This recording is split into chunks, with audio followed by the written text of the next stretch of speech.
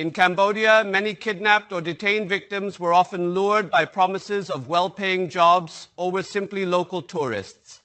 They were reported to be involved in crimes like voice phishing. So, if they were unfairly detained and forced into crimes, would they truly face punishment? Reporter Lee Ji-yul has uncovered the story. In response to South Korea's repatriation request, the Cambodian government revealed that over 80 South Koreans in custody refused to return. Online, there is speculation that since they were involved in crimes like phishing in Cambodia, they may be refusing to return to avoid punishment in South Korea. However, among the victims MBN interviewed, some who believed they were taking legitimate jobs ended up detained and coerced into voice phishing.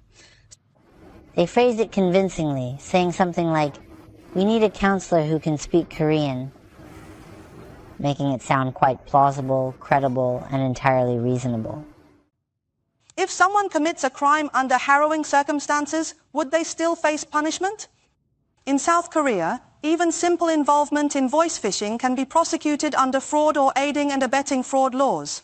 Claims of not knowing it was illegal are often rejected, and offenders increasingly receive prison sentences for recklessness.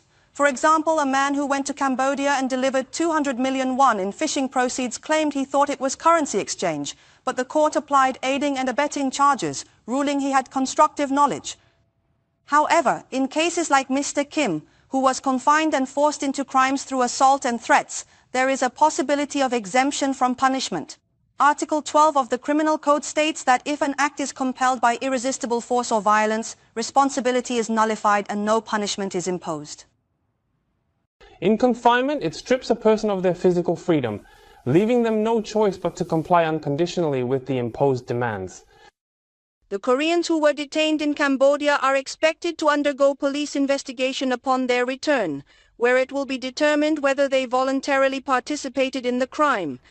In conclusion, it is essential to recognize that the claim that individuals coerced into crimes like voice phishing while confined will face punishment is unequivocally false. Fact check, Lee Ji-yul.